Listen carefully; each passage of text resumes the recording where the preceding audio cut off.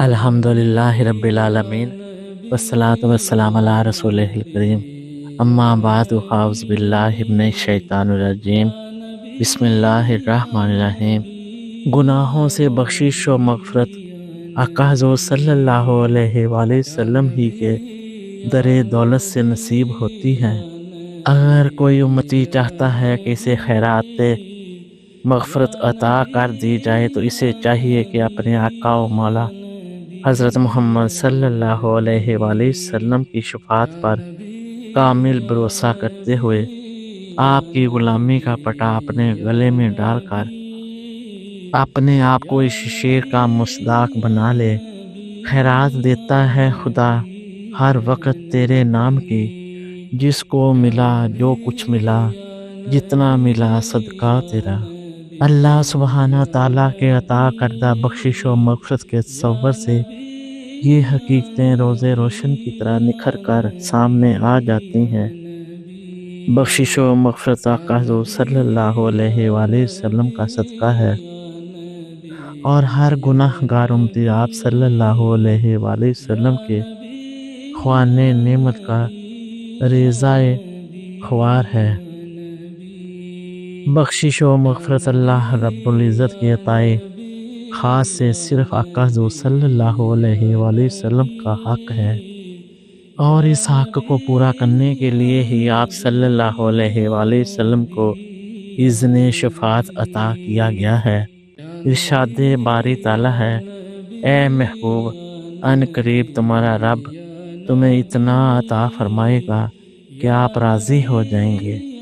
اس آیت کریمہ میں اللہ تعالیٰ فرما رہے ہیں کہ میں اپنے محبوب پر عطاؤں کا دروازہ کھلا رکھوں گا، اور آپ کی شفاعت کا سلسلہ اس وقت تک جاری و ساری رہے گا جب تک میرا محبوب راضی نہ ہو جائے۔ حضور نبی اکرم صلی اللہ علیہ وآلہ وسلم رحمت للعالمین کی خلعت فاخرہ زیب تن فرما کر تشریف لائے، اور امت پر آپ صلی اللہ علیہ وآلہ وسلم کی عنایات اور کرم نوازیاں اتنی زیادہ ہیں کہ ان کا شمار بھی مشکل ہے۔ آقا حضور صلی اللہ علیہ وآلہ وسلم فرماتے ہیں، خدا کی قسم میں اس وقت تک راضی نہیں ہوں گا جب تک میرا ایک بھی امتی دوزخ میں ہو، یعنی میں شفاعت کر کے امت کو بخشواتا رہوں گا یہاں تک کہ میرا ایک امتی بھی دوزخ میں نہیں رہے گا۔ اس پر باری تعالیٰ پوچھیں گے کہ اے محبوب، اب تو راضی ہو؟ تو میں عرض کروں گا، ہاں باری تعالیٰ، اب میں راضی ہو گیا ہوں۔ ان قریب آپ کا رب آپ کو مقام محمود یعنی مقام شفاعت پر فائز فرمائے گا۔ اذن شفاعت کا یہی وہ مقام ہوگا جہاں پر آقا حضور صلی اللہ علیہ وآلہ وسلم بارگاہ عزتی میں جو کچھ عرض کریں گے وہ مقبول ہوگا۔ اے محبوب، فرما دیجئے کہ لوگو، اگر تم اللہ سے محبت کرنا چاہتے ہو تو میری اتباع کرو، یعنی اللہ تعالیٰ تم سے محبت فرمائے گا اور تمہارے گناہ بخش دے گا۔ اس آیت کریمہ میں بیان کیا جا رہا ہے کہ گناہوں کی بخشش کا دارمدار آقا حضور صلی اللہ علیہ وآلہ وسلم کی اتباع پر ہے، اور آپ صلی اللہ علیہ وآلہ وسلم کی غلامی کا پٹا اپنے گلے میں ڈالنے لینے سے ہی گناہوں کی بخشش کا پروانہ امت کو عطا کر دیا جاتا ہے۔ اللہ تبارک و تعالیٰ قرآن پاک میں آپ صلی اللہ علیہ وآلہ وسلم کو مومنین کے لیے بخشش و رحمت کی دعا کرنے کی تلقین فرماتے ہیں۔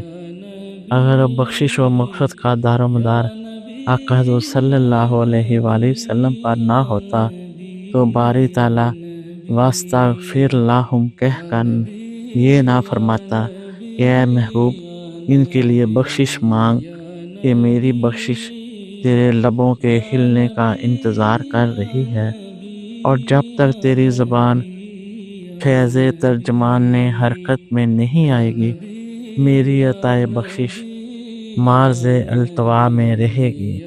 اللہ تبارک و تعالیٰ نے آپ صلی اللہ علیہ وآلہ وسلم کو وما ارسلناک الا رحمۃ للعالمین کی خلعت فاخرہ زیب تن فرما کر اس کائنات عرضی میں مبعوث کیا گیا۔ آپ صلی اللہ علیہ وآلہ وسلم کی رحمتیں اور شفقتیں اس امت پر لامتناہی ہیں۔ آپ صلی اللہ علیہ وآلہ وسلم کی شان رحمت کی عظمت کا اندازہ اس بات سے بخوبی لگایا جا سکتا ہے کہ اگر کوئی گناہ گار امتی بخشش کا پروانہ حاصل کرنا چاہتا ہے تو قرآن کریم کے مطابق اسے در مصطفیٰ صلی اللہ علیہ وآلہ وسلم پر آ کر اپنے گناہوں کا اعتراف کر کے اپنے گناہوں کی معافی مانگنی ہوگی۔ پھر جو اللہ سے معافی مانگتے ہیں اور آقا حضور صلی اللہ علیہ وآلہ وسلم ان کے لیے معافی طلب فرماتے تو اللہ کو بڑا ہی توبہ قبول کرنے والا مہربان پاتے ہیں۔